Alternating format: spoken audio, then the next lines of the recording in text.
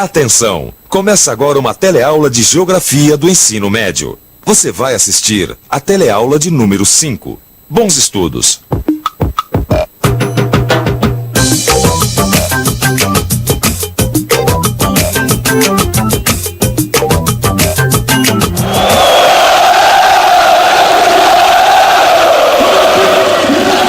É isso aí.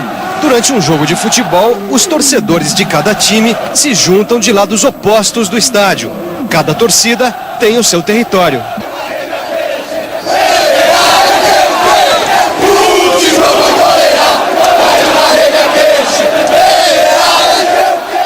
Diz aí, o que é território para você? Território é o espaço que o time ocupa.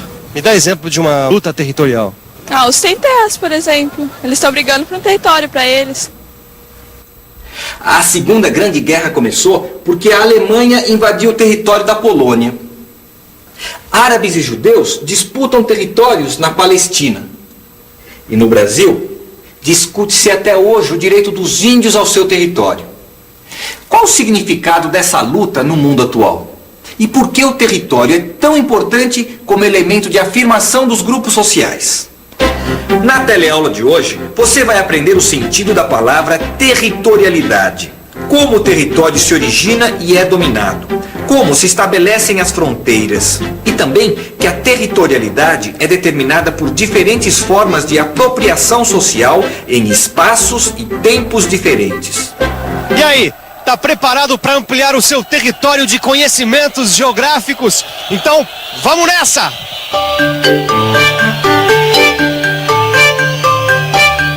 Sempre que ouvimos falar de território, a primeira coisa que vem em mente é a noção de território nacional, isto é, a superfície delimitada de um país. Mas existem outros territórios construídos em escalas diferentes, desde a mais detalhada, como esta casa, até a mais geral, como da superfície da terra. Os territórios podem ter um caráter permanente, com limites bem definidos ao longo do tempo, como, por exemplo, o território brasileiro. Mas os territórios também podem ter uma existência temporária. Quer ver? Esse território eu uso durante um certo tempo, depende da prefeitura. Assim como o território de um país é definido e pode durar séculos, outros territórios podem variar de tamanho e podem durar anos, meses, semanas, dias ou até horas. Quer um exemplo? O território de uma feira livre dura algumas horas por semana. Geograficamente, nós podemos definir o território como o espaço concreto em si, com seus atributos naturais e socialmente construídos, que é apropriado e ocupado por um grupo social. Quando um grupo social define seu território, começa a criar raízes e identidade cultural. Uma comunidade não pode ser compreendida sem o seu território, porque a identidade sociocultural das pessoas está ligada aos atributos do espaço concreto. Assim, uma aldeia de índios está ligada à natureza, às construções e à paisagem que compõem seu território. Toda a comunidade tem o domínio do território. Onde termina um território e começa o outro, estão os limites. E as regiões que ficam nos limites dos territórios são as fronteiras. Me diz uma coisa, os limites dessa praça são imutáveis? Eu acredito que sim, você pode abrir mais uma pista aqui, uma pista ali. Já aconteceu tanta coisa aqui nesse bairro, já mudou tanta coisa. De repente pode vir um louco aí, passar um trator aqui no meio da praça, a gente não sabe, né? Muito obrigado. Pois é, as fronteiras de uma praça podem ser alteradas. Um grupo de pessoas pode solicitar à prefeitura a ampliação dessas fronteiras, aumentando assim a área de lazer para essas pessoas que frequentam esse lugar. Mas um outro grupo pode achar que o trânsito fluirá melhor se essa praça for diminuída. Isso significa que os limites de qualquer território não foram e não são imutáveis.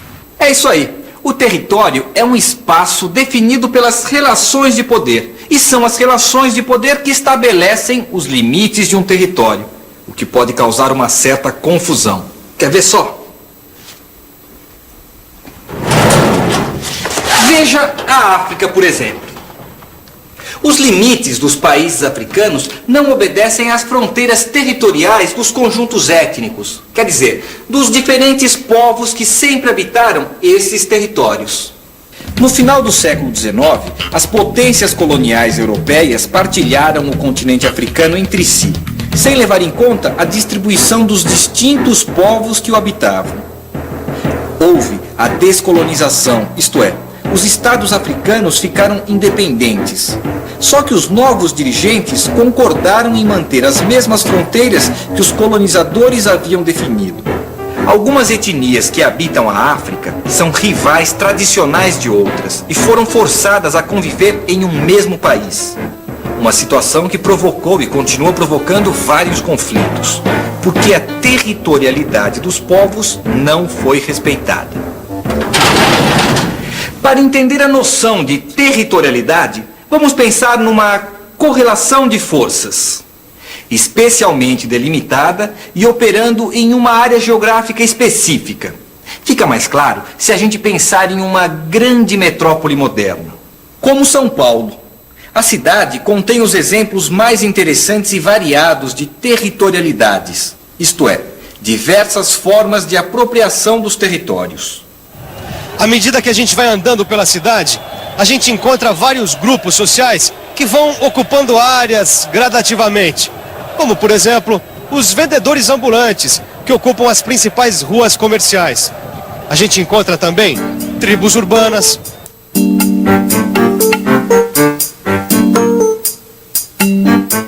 e habitantes de rua.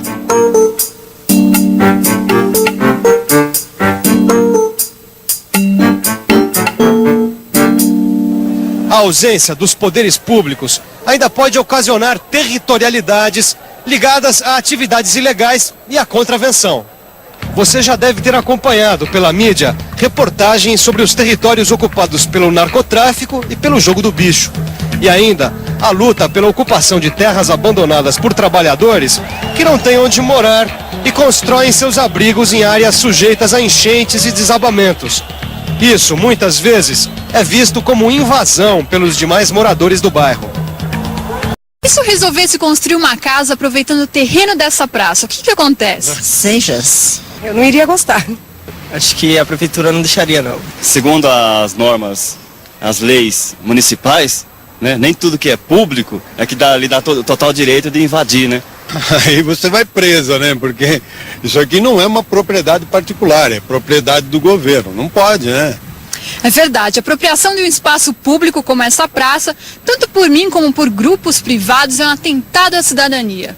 Mas, no entanto, acontece. Um bom exemplo disso são as praias brasileiras. Maninha, esta minha viagem pelas praias brasileiras está mexendo com a minha cidadania. Imagine você, que várias vezes nós fomos impedidos de acampar em praias desertas, fechadas por empresários inescrupulosos.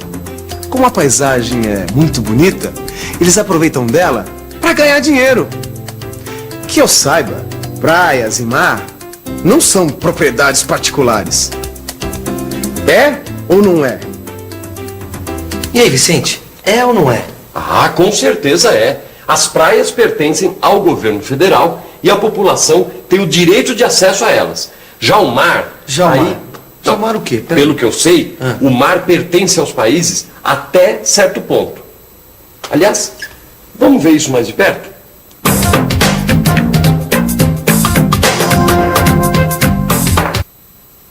Um território pode ser uma superfície líquida, um mar territorial.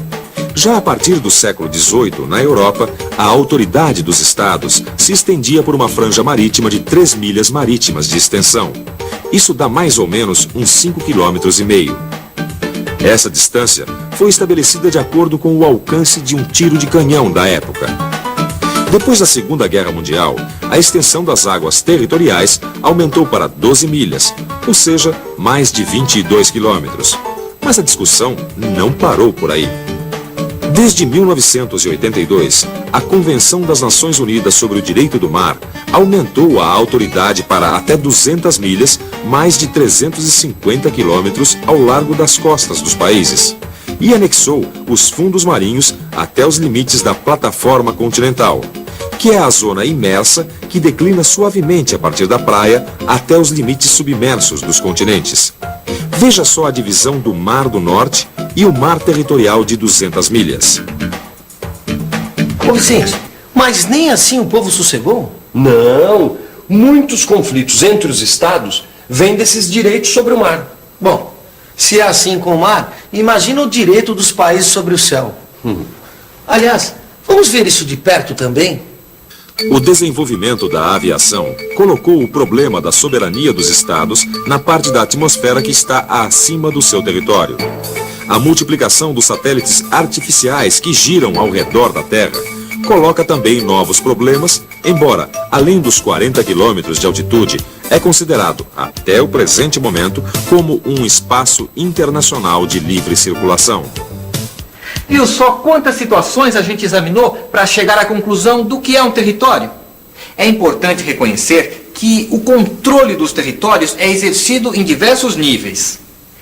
No mundo moderno, a gestão do território pode ser vista como uma prática científica e tecnológica de poder no espaço. E é importante que a gestão de qualquer território se baseie na autonomia de decisões e no direito democrático das comunidades de decidirem os seus próprios futuros.